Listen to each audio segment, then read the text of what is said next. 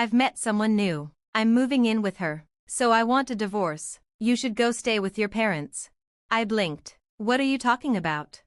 I don't need you anymore, he said, without hesitation. If you'd rather be useful, I can leave you with my parents, as a breadwinner or a housekeeper. His words hit me like a punch. Noah, I replied quietly. You know your parents and you all laugh at me. You treat me like a joke. But if that's how it is, then you can all get out. Every last one of you. My name is Noah, a 32-year-old office worker. For over a decade, I poured myself into my career. After graduating, I joined a major company, worked hard, earned my promotions, and now, I'm a department manager. I had a great team, a supportive boss, and a sense of accomplishment. Professionally, I was thriving. But personally, I was lonely. I hadn't been in a relationship since college. Concerned, a friend invited me to a dinner party. That's where I met Matthew. He had a warm smile, kind eyes, and a calm, friendly presence. We clicked instantly. Same age, same sense of humor, and easy conversation. It wasn't long before we exchanged numbers, met for meals, and started dating. Then, he confessed he loved me. When he proposed, I said yes without hesitation. I was overjoyed to marry the man I loved. When I visited his parents to greet them, I was pleasantly surprised. Noah, it's wonderful to meet you, his mother exclaimed. I can't believe someone so beautiful would marry Matthew. I'm proud of him, his father chimed in. Even their teasing felt warm. Stop it, Matthew laughed. You're scaring her. They made me feel welcome, friendly, open, supportive. Noah works for a big company? They asked. That's impressive. A hard-working woman, amazing. I braced myself for the inevitable question. Will you quit your job after marriage? No, I'll keep working, I said. That's perfect, his mom replied. You've got a good job, you should stick with it. I felt relief. So many friends had horror stories of mothers-in-law demanding they give up their careers. But mine? She seemed different. We married shortly after, and Matthew moved into my place. I was excited, hopeful, for the life ahead. Our newlywed life was peaceful. Coming home to him felt like coming home to joy. But 6 months later, he approached me with a serious look. I'd like us to move in with my parents. Live with them? Why? They're getting older. I'm worried about them. It made sense. My own parents had my brother and his wife. Matthew, being an only child, had no one else to support his. But, do they even have room for us? I asked. Well, I thought we could renovate their house, turn it into a 2-family home. A 2-family setup? That sounds expensive. It's still cheaper than buying a new place, and we'd have our own private section. He made a convincing case. His parents were kind, and with separate spaces, maybe it would work. Okay, I agreed. Let's do it. He lit up. Thank you. Mom and Dad will be thrilled.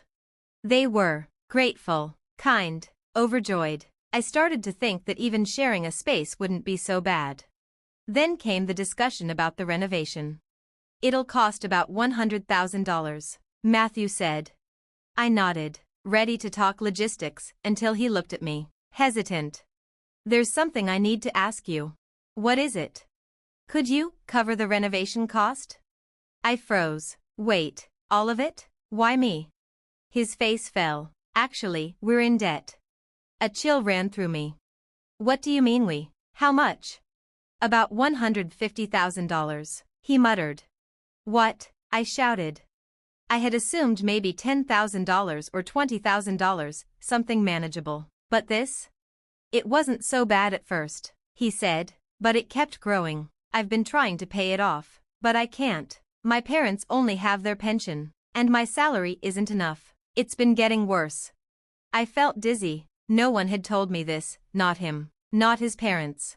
Noah, please, he said, will you help us pay it off, and still cover the remodeling? You want me to shoulder over $250,000? Yes, I know it's a lot, but it's for the family.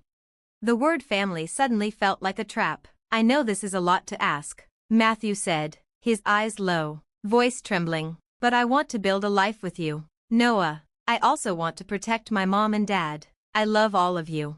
I know it's selfish, but if you love me, please help me. I'll pay you back, little by little. I hesitated, torn. My husband and his parents had no one else, and I believed, truly believed, he loved me. Love makes fools of us all. I suppose I was no exception. Okay, I said, I'll help. His face lit up. He gripped my hand tightly. Thank you so much. He rushed to tell his parents. They visited the next day, overwhelmed with gratitude. My mother-in-law cried. You're saving us, she said. You're truly our daughter now. Their appreciation touched me, though, deep down, something felt off, like I wasn't family, just a solution. Still, I wanted to help. I couldn't abandon the people my husband loved.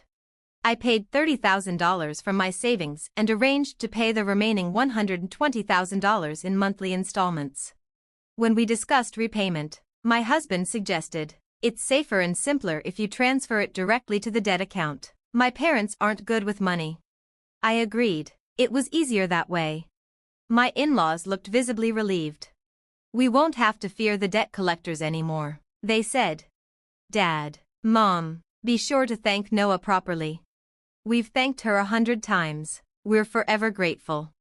Seriously, thank you, Noah. You're amazing. I forced a smile. I wanted to believe in their sincerity. I wanted to believe I was doing the right thing. We went ahead with renovating their home. It became a beautiful two-family house, spacious and modern. My in-laws were thrilled. Matthew beamed with pride. Even I enjoyed the change. The kitchen was bright and functional, and my shorter commute gave me time to study and unwind. I threw myself into work, budgeting every cent, determined to erase their debt. But something gnawed at me. Matthew wasn't helping, at all. When I asked about contributing, he shrugged. My salary isn't enough. I asked to see his pay stubs. He refused. That was the first real crack. Still, I pressed on. In 1 year, I had repaid another $30,000. Then one day, my in-laws asked casually, how much is left? We've paid $30,000 this year, I replied. That leaves $90,000. Their jaws dropped. That much? Incredible. Noah, at this rate, you'll be done in 3 years. I hope so, I said. They cried tears of joy. Their reaction made my efforts feel worthwhile, until everything unraveled. One evening, I finished work early. I hadn't told Matthew. I wanted to surprise him with a home-cooked meal. As I entered, I saw my in-laws' shoes at the door. They were visiting. I headed toward the living room and stopped. Their voices carried through the hallway. You did well marrying her, Matthew. You really hit the jackpot, a woman with that kind of money. I reeled her in carefully. She worked for a big company. I made my move. I can't believe you all made her cover that much debt. Don't look at me, I barely gambled. You're the one who blew money on horse racing. We'll be debt-free soon, and once she finishes paying, Matthew laughed. I'm dumping her. Laughter echoed from the room. My heart dropped. My breath stopped. I quietly closed the front door and called out, I'm home. The room fell silent. Moments later, they greeted me with wide smiles, as if nothing had happened. Noah, welcome back. You're just in time for dinner. Let's eat together later, Matthew said sweetly.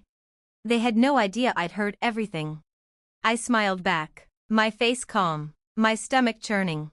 Later, while he was in the bath, I sobbed silently in my room. But my tears weren't just sorrow, they were fire. In the months that followed, I pretended. I smiled, cooked, chatted, but I planned methodically. Then, one quiet evening, I sat across from Matthew. I finished paying off the debt, I said. He looked stunned. What, all $150,000? Yes, I used my salary and dipped into my savings. We were below $100,000. So I paid the rest. Can I see? I showed him the bank book. He scanned it, then looked up, feigning disbelief. Noah, thank you. You saved our family. He even faked tears. Later, his parents came to express their endless gratitude. You're like a goddess, they gushed. We'll never forget this. But I already had a plan. A few days later, Matthew approached me, oddly serious. I'm sorry, Noah. I'm divorcing you. I raised an eyebrow. Excuse me? I've met someone else. She'll be living here with me. You'll go live with my parents. I stared at him. You don't get it, he added. I don't need you anymore. Unless you'd like to stay on as a housekeeper or something. Just then, his parents entered. You told her? His mother asked. Matthew nodded. Yeah. I wish I'd seen her face. If you want to stay, you'll have to pay rent, they said, grinning. Their laughter was sickening. I rose calmly. I see, I said, but unfortunately, you'll all have to leave. They blinked. What? I paid for the renovation, I said slowly, and I changed the deed. The house is in my name. Their faces went pale. You're joking. No. Once we're divorced, you're all strangers. Strangers don't live in my house. Matthew gaped, flustered. You paid off our debt. You're the one who loses. Exactly, I said with a smile. And now, I'm done losing. I didn't pay off the remaining $90,000. Matthew's eyes widened. What? No, but I saw the withdrawals in your bank book. I smiled coolly. That was a separate account I created. I just moved the money around. The debt's still there. I've been making large payments to keep collections off our backs, but now, I've stopped. So guess what? You're on your own now. The blood drained from their faces. My husband and in-laws stared at me in silent horror. I leaned forward. Also, Matthew, since you admitted to cheating, I'll be filing for alimony. And your little girlfriend? She's getting sued too. He turned white. No, she only went out with me because she thought I owned a house and had money. If you sue her, she'll leave me. Sounds like a you problem, I said flatly. I couldn't care less. Noah, please, don't leave us. I was wrong. I'm sorry. His voice cracked with desperation. His parents looked stricken. They weren't sorry for what they'd done. They were sorry because the ATM had just shut down. I want nothing more to do with any of you, I said firmly. And one more thing, I've already listed the house for sale. Once it sells, you're all out, and I'll be pursuing repayment of the $60,000 I covered through my lawyer. Total silence. They were frozen, speechless. Reality had finally hit. They were about to lose everything. I filed for divorce. I charged Matthew with adultery and sued the affair partner for damages. I demanded repayment of the $60,000 I had covered for his family. The house, the beautiful two-family home I'd paid to renovate, it sold fast. Great location, modern layout, perfect for a family. Selling price, $200,000. I had spent $100,000 on renovations, $60,000 on their debt. Total, $160,000.